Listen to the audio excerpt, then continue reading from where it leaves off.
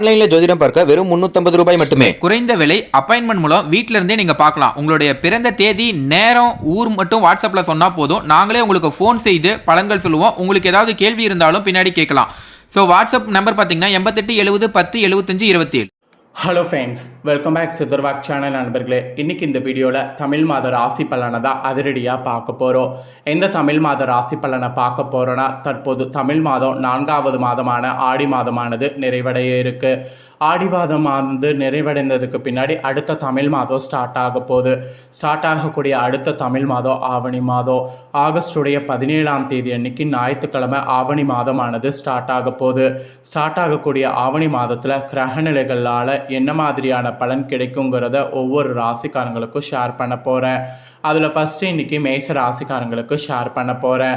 So மேஷ ராசிக்காரங்க இந்த ஒரு வீடியோவை ஸ்கிப் பண்ணாமல் பாருங்கள். ஸோ 5வதாக வரக்கூடிய தமிழ் மாதம் உங்களோட ராசிக்கு அதிர்ஷ்டத்தை கொண்டு வருமா, ஆபத்தை கொண்டு வருமா அப்படிங்கிறத தெரிஞ்சு அதற்கேற்ப நடந்து பலன் பெறுங்க. அதுக்கு முன்னாடி ஆவணி மாதத்துக்குன்னு இருக்கக்கூடிய சிறப்புகளையும் ஆவணி மாத விரத நாட்களும் அதற்கான காரணங்களும் நீங்கள் தெரிந்து கொள்ளணும்.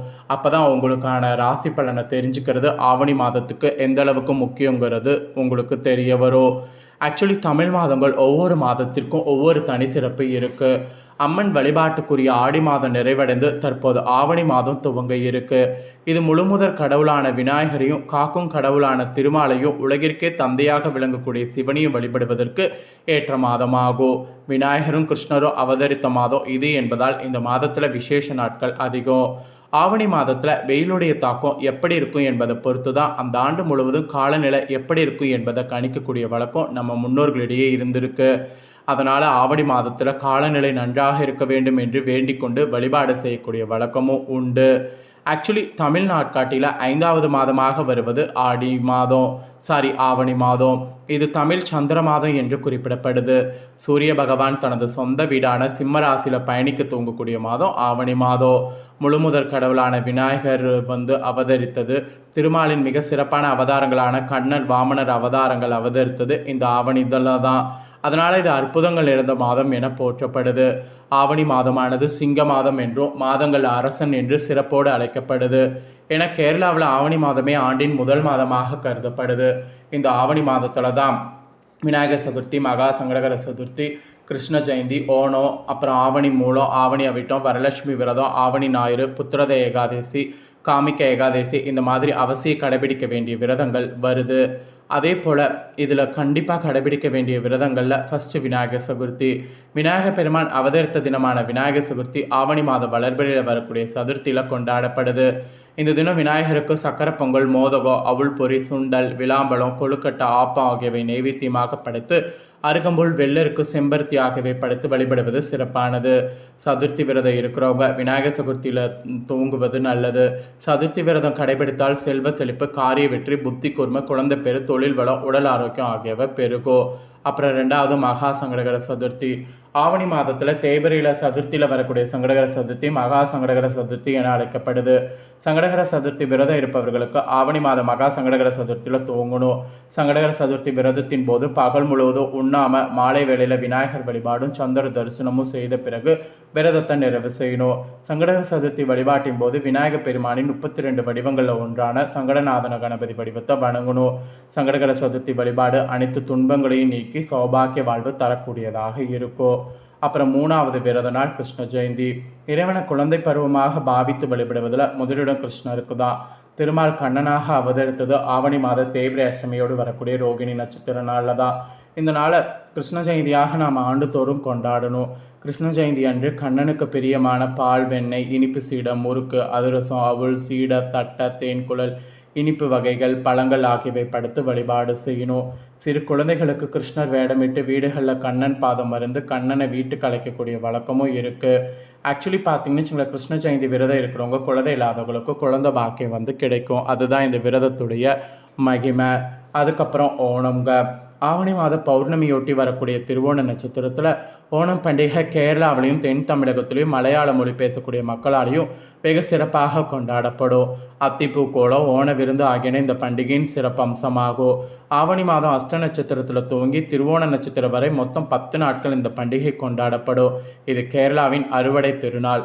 கேரள தீபாவளி, கேரள புத்தாண்டு என பல பெயர்களில் சிறப்பித்து அழைக்கப்படுது. ஓணம் பண்டிகையின் போது கசசு சுவை தவிர மற்ற சுவைகளில் 64 வகை உணவு தயார் செய்து ஓணம் விருந்தளிப்பது ரொம்ப சிறப்பு. அப்புறம் ஆவணியில் மூலம், ஆவணி மூல திருவிழா மதுரை மீனாட்சி அம்மன் கோவிலில் நடக்கக்கூடிய மிக முக்கியமான விழாக்களில் ஒன்று. 12 நாட்கள் நடக்கக்கூடிய இந்த விழா விமர்சையாக கொண்டாடப்படும். சொக்கர் மதுரையில் நிகழ்த்திய 64 திருவிளையாடல்களை நிறைவு கூறும் விதமாக இந்த விழா நடத்தப்படுகிறது. இதில் 10 திருவிளையாடல்கள் நடத்தப்படும். ஆவணி மூல திருவிழாவின் போது சுந்தரேஸ்வரருக்கு பட்டாபிஷேகம் நடத்தப்படும். இதற்கு பிறகு 5 மாதங்கள் மதுரையில் சுந்தரேஸ்வரருடைய ஆட்சி தான் நடைபெறும். ஆவணி மூலத்தன்று சூரியன் உதயமாகும் போது வெப்பம் அதிகமாக இருந்தால் அந்த வருடம் முழுவதும் வெயில் வாட்டும் என்றும், அதுக்கு மாறாக மேகமூட்டத்தோடு வெப்பம் குறைவாக இருந்தால் அந்த ஆண்டு முழுவதும் காலநிலை சிறப்பானதாக இருக்கும் என்பது ஐதீகம். இந்த மாதிரி ஆவணியில் நிறைய சிறப்புகளை சொல்லிக்கிட்டே இருக்கலாம். இப்பேற்பட்ட ஆவணி மாதத்தில் உங்கள் ராசிக்கான பலன்களை பார்க்கலாம் வாங்க. உழைப்பின் மூலமாக உயர்வை எட்டக்கூடிய மேசராசினியர்களுக்கு ஆவணி மாத கிரகநிலைகளை ஆராய்ந்து பார்க்கும் பொழுது மாத தொடக்கத்தில் உங்கள் ராசியில் சஞ்சரிக்கக்கூடிய குரு பகவான் பூர்வ புண்ணிய ஸ்தானத்தை பார்க்கிறாரு. பூர்வ புண்ணிய ஸ்தானத்தில் 5 கிரகங்கள் சேர்க்கை பெற்றிருக்கிறது. கூட்டு கிரக யோகம் இருப்பதோடு புதத்திய யோகம், சந்திர மங்கள யோகம், புத சுக்கர யோகம், குரு மங்கள யோகம் ஆகிய யோகங்கள் இருக்குது. இதனால் உங்களுடைய எண்ணங்கள் எளிதில் இந்த மாதம் நிறைவேறு என்று சொல்லலாம். ஆவணி மாதம் 1ஆம் தேதி முதல் கடகராசிக்கு சுக்கிரன் வகரமாகி செல்கிறாரு. உங்கள் ராசிக்கு 2, 7 ஆகிய இடங்களுக்கு அதிபதியானவர் சுக்கிரன். வாக்குதானம், குடும்பம் ஆகியவற்றை குறிக்கக்கூடிய இடத்திற்கு அதிபதி சுக்கிரன் என்பதால் அவர் வகரம் பெறுவது அவ்வளவா நல்லதல்ல. புதிய முயற்சிகளில் 1-2 தாமதப்படும். அதிக ஆதாயம் கிடைக்கும் என்று நினைத்த தொழில் ஆதாயம் குறைவாகவே கிடைக்கும். கொடுத்த வாக்கை காப்பாற்ற இயலாமல் போகலாம். கோபத்தால் சில நல்ல வாய்ப்புகளை இழக்கலாம். அதனால் கொஞ்சம் கவனமாக இருக்கணும். அப்புறம் ஆவணி 2ஆம் தேதி கன்னிராசிக்கு செவ்வாய் செல்கிறாரு. கன்னி செவ்வாய் கடலுமற்று என்பது பழமொழி. உங்கள் ராசியை பொறுத்தவரை ராசிநாதன் செவ்வாய் 6வது இடத்துக்கு வருவது, 8வது இடத்துக்கு அதிபதியான செவ்வாய் 6வது இடத்துக்கு வருவது ஒரு வகையில் நன்மைதான். கெட்டவன் கெட்டிலும் கெட்டிடும் ராஜயோகம் என்பதற்கேற்ப சில நல்ல காரியங்கள் இப்பொழுது நடைபெறும். ஆதாயம் தரக்கூடிய விதத்தில் பயணங்கள் அமையும். ஒரு சிலருக்கு இடமாற்றமும் ஏற்படலாம். அப்புறம் சனி பகவான் ஆவணி 7ஆம் தேதி பகர இயக்கத்தில் மகர ராசிக்கு செல்கிறாரு. உங்கள் ராசிக்கு தொழில் மற்றும் லாபஸ்தானத்துக்கு அதிபதியான சனி இதுவரை லாபஸ்தானத்தில் வக்ரம் பெற்று சஞ்சரித்தார். இனி தொழில் ஸ்தானத்தில் வக்ரம் பெற்று சஞ்சரிக்க போகிறார். எனவே தொழிலில் கூடுதல் கவனம் செலுத்துங்க. பிறரோடு ஒப்படைத்த பொறுப்புகள் உங்களிடமே திரும்ப வரும். பெற்றோருடைய உடல்நலத்தில் கவனம் தேவை. உத்தியோகத்தில் மேல் அதிகாரிகளுடைய ஆதரவு திருப்தி தராது. வியாபார போட்டிகளை சமாளிக்க புதிய யுக்திகளை கையாளணும். இந்த மாதிரிலாம் சில எச்சரிக்கைகள் உங்களுக்கு வரும். கவனமாக இருக்கணும் என்பது குறிப்பிடப்பட்டிருக்குங்க. அதுக்கப்புறம் சிம்மத்தில் பகர நிலையில் சஞ்சரிக்கக்கூடிய புதன் ஆவணி 15ஆம் தேதி பகர நிவர்த்தி ஆகிறாரு. உங்கள் ராசிக்கு 3, 6 ஆகிய இடங்களுக்கு அதிபதியான புதன் பகர நிவர்த்தி ஆவதால் உடன்பிறப்புகள் வழியில் சுமூகமான பேச்சுவார்த்தை உருவாகும். உத்தியோகத்தில் பணி நீக்க செய்யப்பட்டவர்களுக்கெல்லாம் மீண்டும் பார்த்தீங்கன்னு பணியில் சேர்வதற்கு வாய்ப்புகள் அமையும். பொருளாதாரத்தில் இருந்த பற்றாக்குறை அகலும். வராத பாக்கிகள் வசூலாகும். பொது வாழ்வில் உள்ளவர்களுக்கு புகழ் கீர்த்தி மேலோங்கும். வியாபாரம் தொழில் செய்பவர்களுக்கு போட்டிகளுக்கு மத்தியில் முன்னேற்றம் ஏற்படும். உத்தியோகத்தில் உள்ளவர்கள் எதிலும் அவசர முடிவு எடுக்க வேண்டாம். கலைஞர்களுக்கு நல்ல வாய்ப்புகள் வந்தாலும் உபயோகிப்படுத்தி கொள்ள இயலாது. மாணவ மாணவிகளுக்கு மறதி அதிகரிக்கும். காலம் பார்த்தீங்கன்னு வச்சுக்கோங்களேன், கரெக்டாக இருக்கிற மாதிரி பார்த்துக்குங்க. கவனம் தேவை. பெண்களுக்கு குடும்ப ஒற்றுமை குறையாமல் இருக்க விட்டு கொடுத்து செல்வது நல்லது. பிள்ளைகளுடைய உணர்வுகளை புரிந்து கொண்டு செயல்படணும். அப்போ தான் நீங்கள் நினச்ச மாதிரி நீங்கள் எல்லாமே பிளான் பண்ணதெல்லாம் நடக்கும். ஸோ இதுதாங்க உங்களுக்கு ஆவணி மாதம் சொல்லப்பட்ட பலன். ஆவணி மாத கிரகநிலைகளால் உங்களோட ராசிக்கு என்ன பலன் கிடைக்கும் அப்படிங்கிறத தெளிவாக இந்த வீடியோவில் எக்ஸ்பிளைன் பண்ணிட்டேன். எக்ஸ்பிளைன் பண்ண பலனை தெளிவாக இந்த வீடியோவில் மேச ராசிக்காரங்க நீங்கள் தெரிஞ்சிருப்பீங்க. ஸோ தெரிஞ்ச இந்த பலன்களுக்கேற்ப நடந்து பலன் பெறுங்க. நீங்கள் இதை பார்த்து பலனடைகிறது போல் உங்கள் ஃப்ரெண்ட்ஸ் ஃபேமிலியில் இருக்கிறவங்களும் பார்த்து பலனடையணும் அப்படின்னு நினச்சிங்கன்னா வீடியோ லைக் பண்ணி உங்கள் ஃப்ரெண்ட்ஸ் ஃபேமிலிக்கு ஷேர் பண்ணுங்கள். ஏன்னா இந்த வீடியோவை உங்கள் ஃப்ரெண்ட்ஸ் ஃபேமிலியில் இருக்கக்கூடிய மேச ராசிக்காரங்களும் பார்த்து பயனடையணும். ஸோ மேச ராசிக்காரங்க அனைவருமே பார்க்கணுங்கிறதுனால தான் ஷேர் பண்ண சொல்கிறேன்.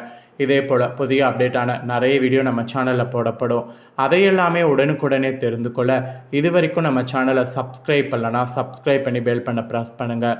ஃபஸ்ட் டைம் பார்க்குறவங்க, சப்ஸ்கிரைப் பண்ணாமல் இருக்கிறவங்க தயவுசெய்து சப்ஸ்கிரைப் பண்ணி பெல் பண்ண ப்ரெஸ் பண்ணி சப்போர்ட் பண்ணுங்கள்.